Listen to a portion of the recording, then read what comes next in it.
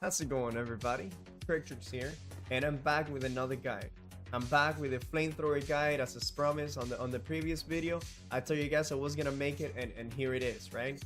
As some of you know, I've been playing with flamethrower for a very long time, right? Like almost a month now.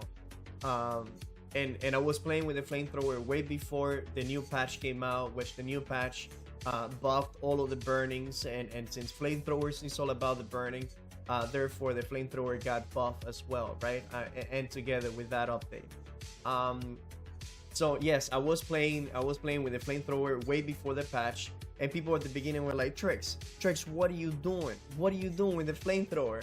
And I'm like, guys, this thing is strong, right? All you gotta do is just find a way to play it right, and you will be able to beat everybody, right? And I beat everybody out there with the flamethrower before the update, right? Before the update, I went out there to, you know, if you are from COS, Castle Steel, you guys know about Trick's flamethrower, right? It's a meme at this point. So previously, many people were not that interested about the flamethrower, but now that the new patch came out and the burnings are a lot stronger, people are way more interested in the flamethrower, right? Especially now that I've been playing flamethrowers in the war, and I'm constantly finishing the top 5 because it's extremely easy to finish in the top 5 with the flamethrower, right? With that being said, let's go ahead and jump right into it, right? The first thing that we're gonna go into is going to be the skill tree. This one, I mean, it's not that complicated, but we're gonna go through it together, and I'm gonna tell you guys mostly why I'm picking all these abilities, right? So it makes more sense to you guys. Obviously, we're going to need the flamethrower, right? We're going to need every single 1 point of this, because this is the build. It's the flamethrower build, and without flamethrower having no cooldown, this doesn't work. So we're gonna get all of this, not even word, right? This one increases the base damage of your flamethrower by 25%. This increases the range of the flamethrower by 50%, right? And this one makes a flamethrower has no cooldown. This is mandatory, no questions asked, okay? Next, we're gonna go with burnout. Burnout, like I have stated before, this is our only mobility ability. Not only does apply a burn, but it also helps you get out of any sticky situation or to catch up an enemy. If you're trying to kill a guy with a musket or a guy with a bow, good luck trying to kill that person without burnout. It's going to be almost impossible. And almost trying to escape out of any you know, sticky situation that you're about to die without burnout, you almost all the time 100% dead. In the war without burnout, in OPR, open world, anywhere you go, if you are a mage without burnout, you are a dead fish. You're done. You're dead. All right. So this is why I also recommend going for the heat up, where the burnout goes 50% further. Right. This is mandatory. So now that we picked these two abilities on this side, let's go ahead and start picking the small abilities. While holding a fire staff and below 50% max health, deal 15% increased damage. Why not? This is gonna happen almost all the time, right? If you're fighting somebody that is good, that person will take you most of the times below 50% health. It doesn't hurt. Taking this extra 15% damage is very, very good for any kind of situation, right? This one, it's mandatory 100%. Let her burn. Whenever burns deal damage, you get that 10% 45 for 2 seconds. You basically have this thing the entire time. As long as you are a flamethrower fire mage, you should always have this the entire time up, all right? Previously, on the previous patches, the burn from the fireball right here, the burning field from the fireball was not giving you letter burn, but it does now. All right, it does now. Letter burn gets procced by any single burn that you provide to the enemy. Okay, so we're gonna pick letter burn because, like I said, it's mandatory. Kindle, burning lasts 20% longer. This is also mandatory. Most of the damage from that burning is gonna come from that damage over time, right? Unless you are constantly on top of the target the whole freaking time, which it rarely happens, to be real, right? So we're going to have to pick this one to extend that burn you know, duration, and it will make it last very, very, very long. Okay. And then after we pick that one, we're gonna go and pick combat speed. This is gonna synergize very well with your flamethrower, burn now, and even your fireball. This is combat speed. It's so good, you guys. It's on a 5-second cooldown. I mean, it's on a 10-second cooldown. It lasts 5 seconds. but you know, you have this half of the fight, right? Half of the fight you will have this up, and of course we're gonna go ahead and pick reheat. The reason I'm picking reheat is because it synergizes very well with the flamethrower, and you guys well, you guys won't be able to make it to Rune of Helios, so reheat is the one to have to pick, right? So that will do it for the right side of this build. Now we're gonna go to the left side of the build. We're not going to pick that heavy attacks restore 5% of your mana because we don't really need that, right? 5% of our mana, it's not enough time. It's not enough manas for us to have to cast a heavy attack. It wouldn't be rewarding enough for us to get this one. So in my opinion, I'd rather get this one, the heavy attack, reduce the cooldown on your fire staff by 10%. That way, if you have your fireball on cooldown or your burnout, you get that quicker back, right? And that will give you more damage than having the extra 5% mana back on a heavy attack hit. So we're gonna go with this one, and we're gonna go with while holding a fire staff and about 50% mana, you gain 5% in power. This is very, very good, and it will happen almost all the time, right? Then we're gonna pick fireball. Fireball is going to be our filler damage, and is going to be used always on cooldown, all right? You will always use fireball on cooldown. You don't want to hold fireball. The only time that you will want to hold fireball is if you know that the target that you're about to kill is about to run away with less than 10 or 20% of the health, and then you're like, okay, he's about to run away, I'm going to say fireball. So as soon as he runs away, but this is when you know that you're fighting either a mage that you know that he has burnout, or somebody with a rapier that you know that they can flash, or you know, and run away real quick, right? But other than that, you want to use fireball at the beginning of the fight, and any time that is of cooldown and you know that is going to be a guaranteed hit, go ahead and send it. Fireball in its stage, and in a state that that AoE damage, you want to have that burning floor, you know, take advantage of that almost every single time. So we're gonna go ahead and put just 1 point on fireball. We don't need the other 2 points on fireball, all right? We're going to come down here after taking no damage or from an attack for, you know, at least 3 seconds.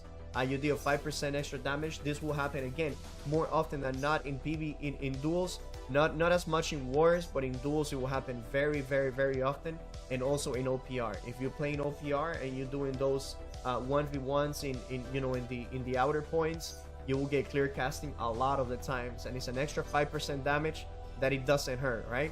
Obviously, you want your fire staff abilities gain an extra percent critical chance, because as you guys know, fire staff flamethrower, it can crit not only from the back, but it can also crit from the front. If it crits from the front, that means that it will benefit from critical strike. And obviously, if we're benefiting from critical strike, we want as much critical damage as we possibly can, right? So we're gonna go ahead and pick that one. Now, this last point that you have here, right? This last point that you have here, you can do a couple things with it, okay? Tricks, myself, I do it only for the memes. I love going for trial by fire, but this is an awful ability, which I don't recommend. If you think that this is a fun ability, just like myself, I find it fun. And whenever people see those floating fireballs around me, they're like, what is even that? Like, nobody even know what the hell that thing do, right? Half, if not 90% of the people playing the game have no idea what this thing do. So I just go ahead and do it for the memes. But the one that I will recommend, it will be Cinch, right? Light attacks inflict a stack of burning, dealing 6% weapon damage. Like I said, since burning just got buffed, all of your burnings are really good.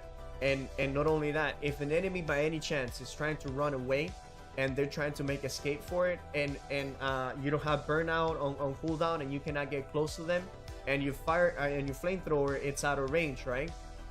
You want to maybe try to fill in 1 or 2 3 maybe light attacks, and like I said, that will refresh that burning on the enemy, probably giving you the burnout in case that you don't want to get hit by far, right? Let's say that you're fighting a musketeer, or you're fighting a guy with a bow, and you're not able to apply your burning with the flamethrower to get the 10% damage reduction. Well, baby, all you have to do is just send 1 light attack. You hit that enemy with that light attack, and for the next 6 seconds, you already have the 10% damage reduction, right? So that's why I would recommend that ability. Let's jump down here so we can talk about some of the play styles and how we do it now that we covered the whole fire staff build. So this is what I recommend, all right? Again, if your play style is a little different, you might pick and choose some other abilities here over there, but this is the one that I would recommend for the maximum efficiencies, you know, for the flamethrower build. Incinerate is in a stage that is not good. Pillar of Fire, you don't want to mix these two together, because there's no time that you will want to stop casting Pillar of Fire to cast Flamethrower, or vice versa. You know, if you have Flamethrower and you have everybody with all their max burnings right there, and it's just they don't work well together, right? And obviously Meteor Shower, that's an ability that they should remove from the game or completely rework, because on the, you know, on the current stage it deals absolutely no damage. So this right here is the Flamethrower build that I recommend if you want to you know, to have almost the maximum efficiency. So as I was saying, you can see with the light attacks you can apply that burn, and as you can see, that burn lasts for a couple seconds, right? 6 seconds, and you see down there you have the 2-second 45 all of the time, 100% of the time, right? Now the reason I say, you guys, for you to pick this ability, combat speed, because combat speed not only works when you try to use a burnout like such, when I explained on the previous video, right? There you go, you have the movement speed, but also as soon as you activate the Flamethrower and you start burning the enemy, you immediately get that movement speed buff. Check it out, you see it's right there on a 4-second. 3, 2, 1. So the moment that you activate the Flamethrower and you're next to the enemy, you immediately gonna get that movement speed, right?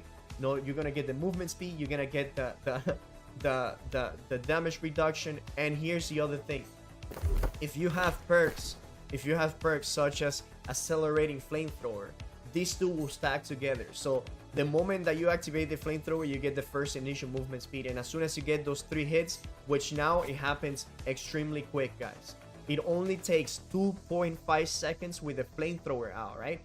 Did you hear that? Only 2.5 seconds with the Flamethrower hitting the enemy to get the maximum efficiency with the Flamethrower.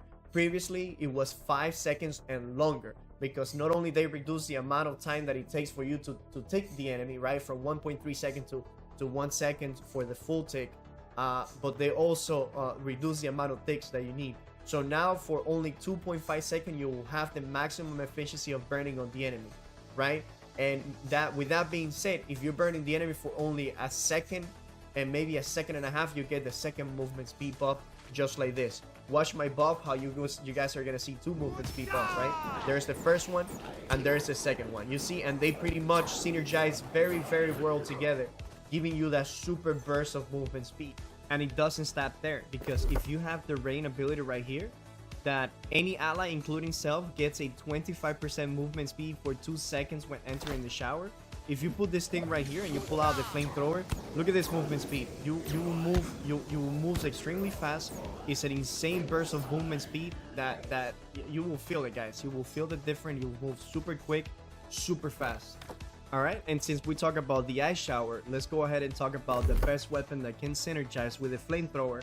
And in the #1 runner-up, without any contender, right, without any competition, is going to be the Ice Gauntlet. The Ice Gauntlet is going to be hands down the bread and butter for your Flamethrower weapon, right? Because everything here, right, everything here makes your Flamethrower better. It just makes it better.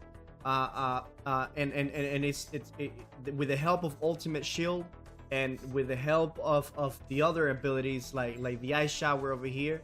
So this is when the Flamethrower actually becomes really good, right? So for the ice, the one thing that we need, which is mandatory, is going to be down here, Ultimate Shield. All right, this one is what's going to make our Flamethrower and even our all of the other fire stuff even stronger. So to make it down here, we need to pick every single ability on this side. That's it. So we get the Ultimate Shield. Like I said, Ultimate Shield is mandatory, because that 25% increased damage for 3 seconds is going to increase our damage for our Flamethrower and all the other abilities. So all of this, it's mandatory, you need it there. So now when you come to this side, you can pick and choose which one you want up here, either blocking stamina or quick frost. This is up to you. I depends who you're fighting. If you're fighting somebody that is from long range, you're not gonna need this. You're probably gonna need quick frost more. If you're fighting somebody with a spear or somebody with a rapier or a melee void gauntlet, then you can go ahead and use blocking stamina, right? For almost any situation, I recommend quick frost, because there's always so many frost things going on around the map with how many people playing ice gauntlet, right? And power frost, we're not gonna need this, so it doesn't even matter. We're gonna jump over here. And we're going to jump over here. Me personally, I love Cleansing Tom. Cleansing Tom is such an important ability for me because there's some debuff out there like the Poison Arrow and some of the bleeds that last for a very, very long time, right? And now the burns, they last for a long time as well. And Tom it lasts 10 seconds, which it helps you get rid of almost any debuff. But sometimes you don't want to stay the whole 10 seconds in there. You want to use it and get out quick and immediately get rid of all of these debuffs, right? If you have bleeding, burnings, poison, slow, anything that you have bad, and Tom will get rid of it. And I think Cleansing Tom, it's really, really good, especially in wars, in OPR, and even in duels, right? So that right there, I 100% recommend. So now this 1 point that we have here at the end, right? I always the 1 point, right? This 1 point is, again, it's your play style or what is it that you're fighting against. For example, if you're doing a lot of 1v1s, right? I probably recommend that you probably do this one because of the rend, the 10% rend. If you feel like you're getting hit a lot, right? If you feel like you're getting hit a lot and you need some resistance and you don't want the extra 10% damage, you can go ahead and get Defiant Freeze, which will give you that 20% 45 every time you're using a nice ability for 2 seconds, right? If you use the rain and you get hit by the shockwave, if you get hit by a maelstrom, whatever it is, if you use your blizzard and the guys on top of you hitting you, you'll have that 20% 45. So if you feel like you get hit a lot of the times, go ahead with Defiant Freeze, right? If you feel naughty, right? If you feel like you're in the freezing stuff all the time and you want to cast your Ice Storm Quickers and your Ice Showers, go ahead and pick Refreshing Frost. As you guys know, Refreshing Frost is actually a pretty decent ability if you can maintain yourself in your frozen area. It works better with Ice Spike rather than in Tom, but it's up to you. It's your play style. So like I said, you can pick any of these three right here, right? For the sake of the video, I'm gonna go ahead and pick the free showers over here because I like that 10% rend, especially in duels. So that covers it for ice and fire, which is my main recommendation for the flamethrower, right? So basically, the play style, it's very simple with these two combined, right?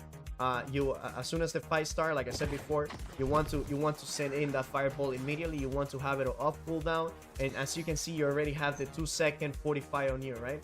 So if you landed the fireball, you're gonna try to do some flamethrower and keep yourself at a pretty distance, right? Flamethrower has a nice distance that you would not expect to have, and a mistake that a lot of people make is that they get closer to the target more than they have to be with the flamethrower. This is a range to hit 2 enemies, right? And sometimes people get this close just to hit an enemy, and they get hit by shockwave, they get hit by maelstrom, they get hit by a bunch of stuff, and that's why they don't find the flamethrower to be as effective, because they're always in dangerous reach, right? They're always there where they're receiving damage and they taking hits from everything around them, right? So if you could please keep a good range about, with your flamethrower, you will find that you will do way better, okay? So now, and that's just basic knowledge right there. Usually you will want to put the rain or this right here, and this is for maximum burst. And as you can see, I'm hitting like 1600 per burn. Obviously, the dummy has no magic resistance, no critical resistance, and none of that. So they will receive more damage. But like I said, flamethrower is doing an amazing amount of damage. Now, the reason we are picking Aquamarine on our fire staff is because that 20% increased damage from ice, it deals more damage flat. It deals more flat damage than with it's an opal, right? The one that whenever you don't have full stamina, you deal a 15% increased damage. So with that gem on, you have to constantly dodge and have less stamina, not have the stamina full for you to do that extra 15 increased damage. But just by having the Aquamarine, the flawed Aquamarine in your fire staff, you will do slightly more damage than with the other gem while you were still dodging, right? So with this one, you don't have to dodge and you will still do more damage. And like I said before, mostly everybody is using this thing over here, that Ice Gauntlet shields target, increasing ice damage dealt to the target by 25% for 3%. So if we hit the target, right, You see 713. Well, that was a critical. 449, right? It was 449 of ice damage that we were doing with the fire staff. But if we freeze the enemy, right, it's now 606, right? So that went up almost 150 damage, right? That went up almost 150 damage just by the target being frozen, right?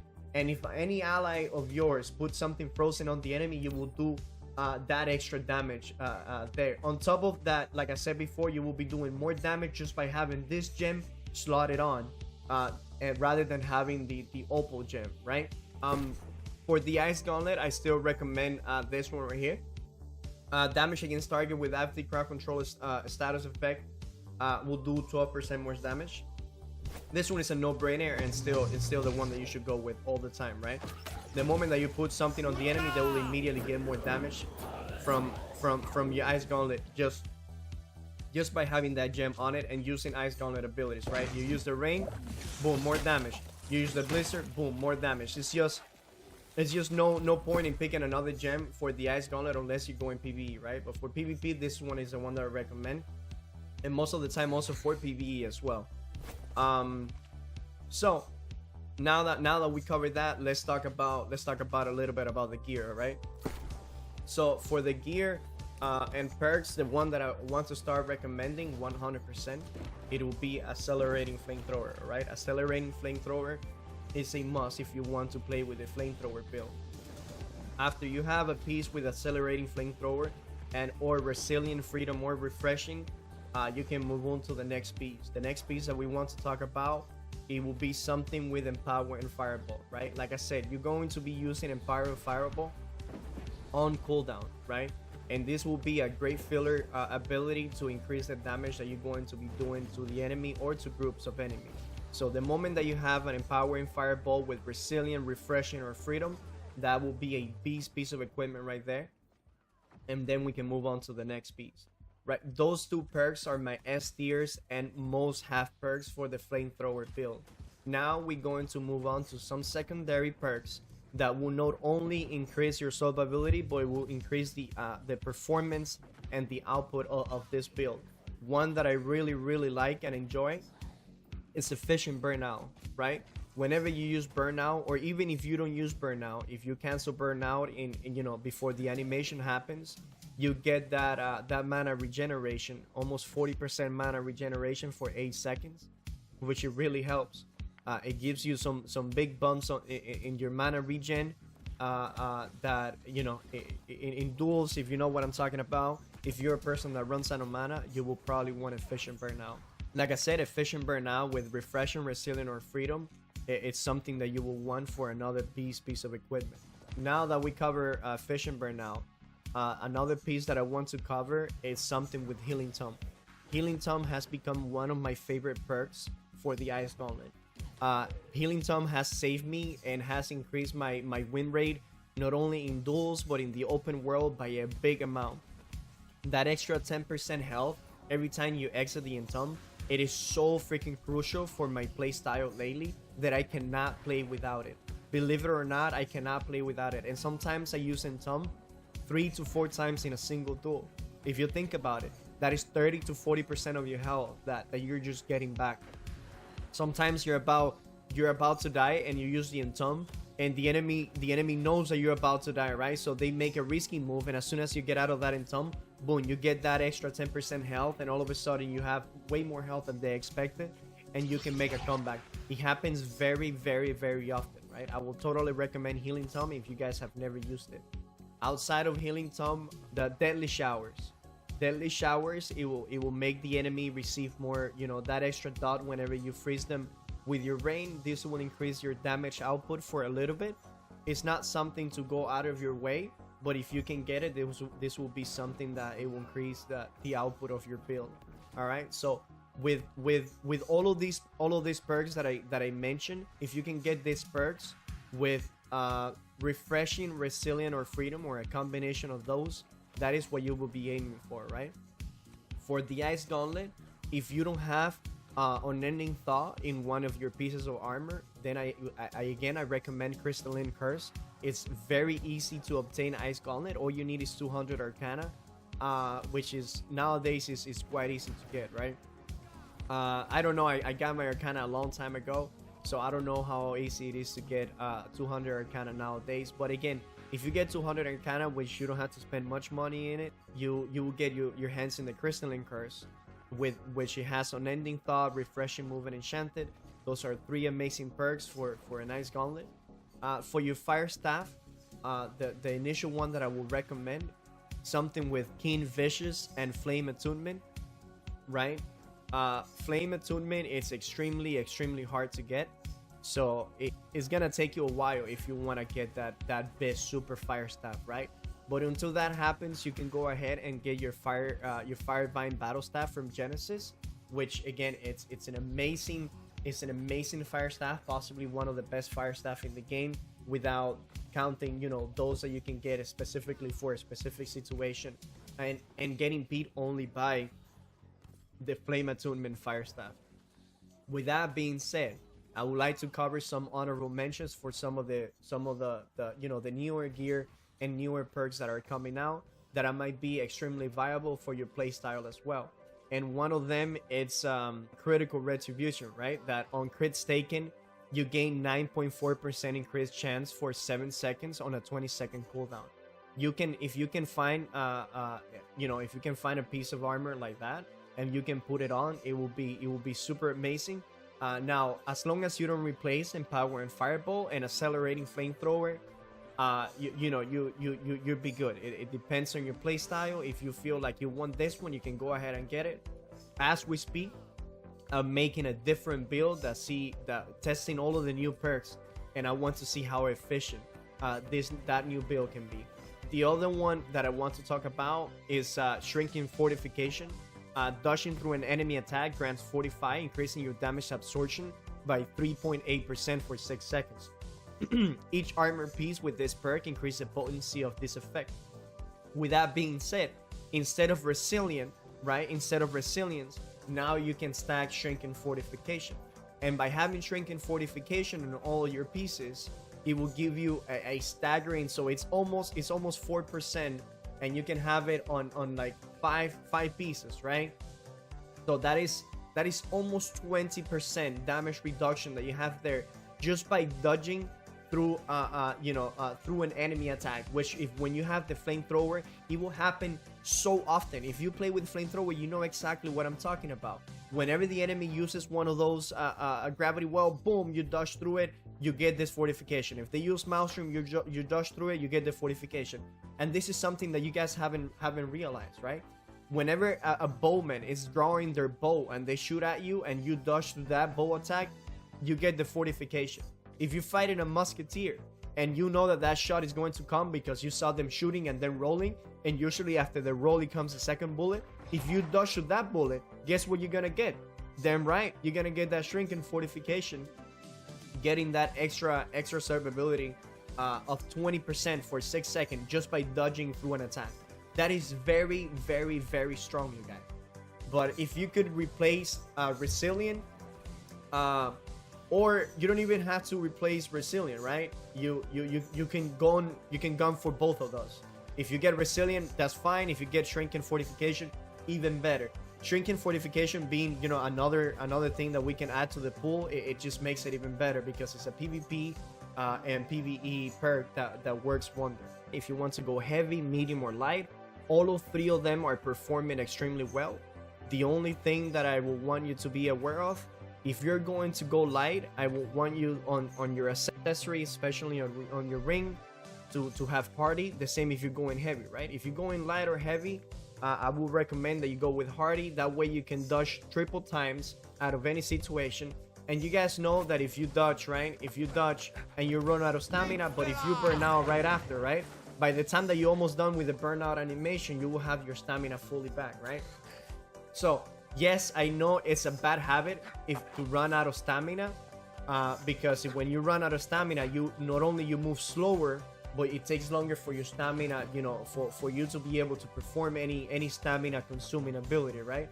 But if let's say that you're trying to make it out, you're trying to make it over there, and the third dodge is gonna make you here, you can burn out from here to anywhere, and by the time you're almost done with the burnout, as you can see, you already have all your stamina out. That third roll for your heavy or for your light, it's very, very, very crucial. If you are running medium like myself, I found myself to run medium all this time just because I don't have enough money to be spending on light and heavy gears, right? So I have kept my medium gear here, and that's why I can go with a more aggressive ring. In this case, I can go with a burning ring, which will increase the duration of my burning debuff on the enemies, right?